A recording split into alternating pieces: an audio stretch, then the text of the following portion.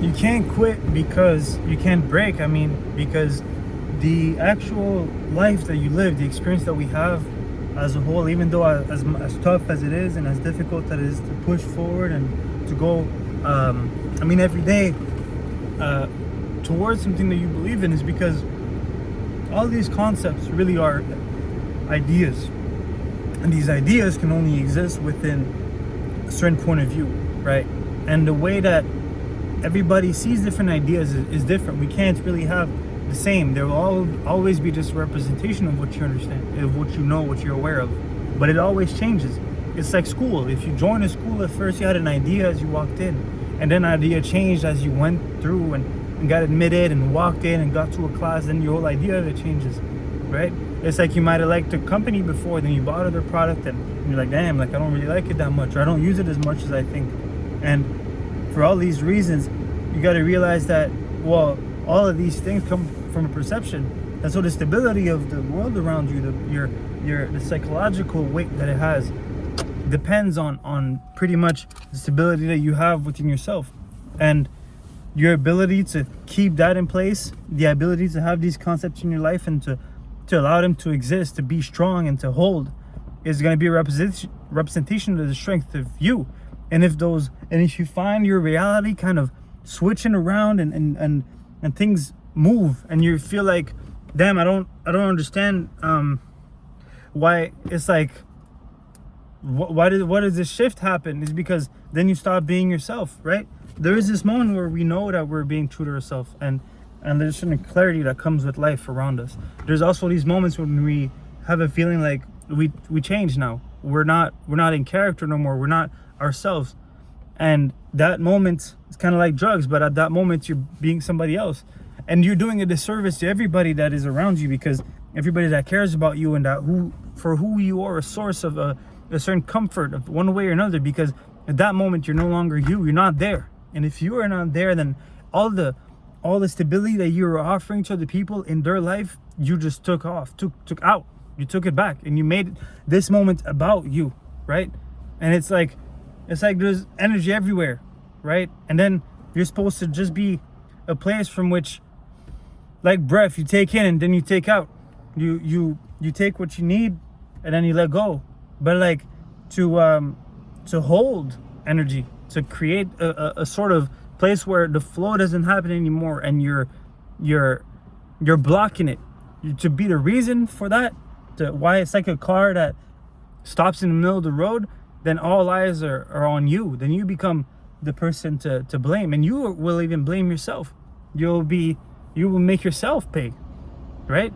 It's like paying for a tow truck, being responsible for the traffic and blah blah. Sometimes, for any reason whatsoever, it's still going to be you that is held accountable. You're going to have to pay that bill. You're going to have to deal with the people that are unhappy that the traffic is blocked.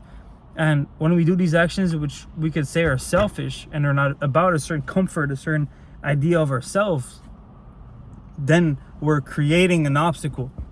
Instead of overcoming an obstacle, we are now the obstacle itself. And then we will make our experience become miserable of life, because at that moment you're the cause of your own trouble, and you're making it miserable for you. And so why you can't break is because of this. When you break is actually when you focus too much on what you need, on who you are, and your idea of yourself and your image of self, and etc., etc. When you forget about yourself because you already treated yourself earlier, you're prepared now, and you can focus on the stability of the world around you and ideas, and you realize the importance of the ideas on how much they take off the shoulders of the people around us. Really, that's what it's all about, right? The reason why, like, we buy certain name brands and stuff like that is because that name, that concept, that thing alleviates some of the pressure in the one way or another of our experience, and it makes it that everything else is easier to go through, right? None of this is really a need, but it creates an ease. And you could be a source of ease yourself, and it could be, and you are. It's just that it's, if you understand how it works, if you understand that is at play, then first you'll struggle less yourself, and then you make other people struggle less as well. And it becomes like almost like a credit line. You take actions and you start to trust yourself, and when you do, then other people trust in you. Then people let you borrow money, people let you borrow stuff, but it's a question of trust. And you can build this trust in yourself, and have faith in the world around you, and faith in what you see, and be able to create this a beautiful world where it's harmonious, and it doesn't do like a broken TV where sometimes it's a nice image and then it breaks out.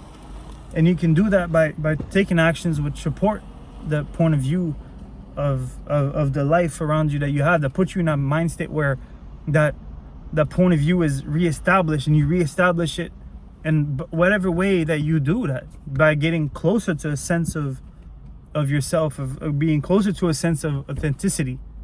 Because closer you get to authenticity, my bad, the closer you get to that, the less you are actually getting into your own way and trying to curve and manipulate your image to fit something, for some reason, for some insecurity, for whatever reason. And so authenticity, practice getting closer to yourself, practice to know about yourself, the things that allow you to get into those stages, and find friction points. It's like a video I did earlier, you can check on the channel. Find friction, because in those time of frictions you'll feel alive, and those things that make you feel alive will create that sense of perception in the life around you.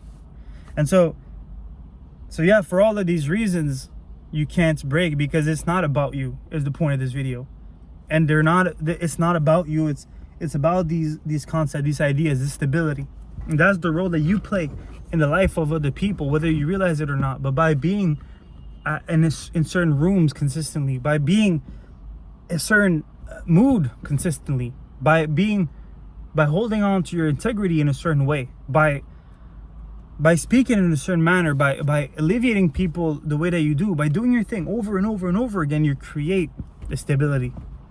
And through that, you will trust yourself, and other people will trust you, and then you can be part of something, because you've created your place in any environment just by being who you are.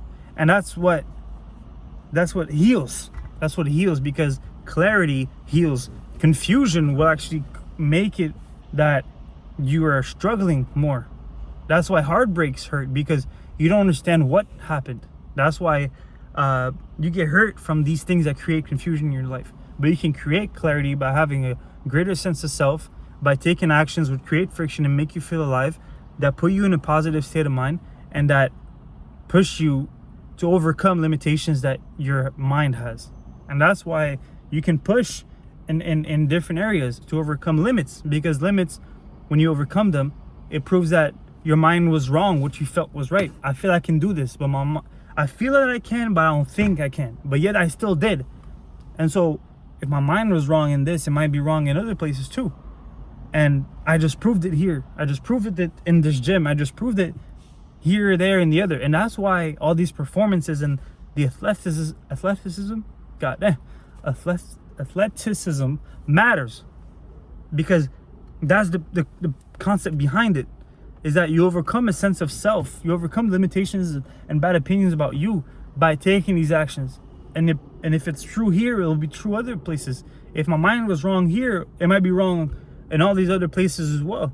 And for all of these reasons, it's important to take conscious action. And by starting from a place of understanding, of clarity, then the steps don't feel like they're useless, and you'll be able to stick to them and to create change which is permanent. You understand, you learn first of all, then you understand, then you apply and accept. You accept. That's a big deal. And if you find yourself in that place of inspiration, you find yourself in that moment where, damn, okay, this really makes sense. Maybe this is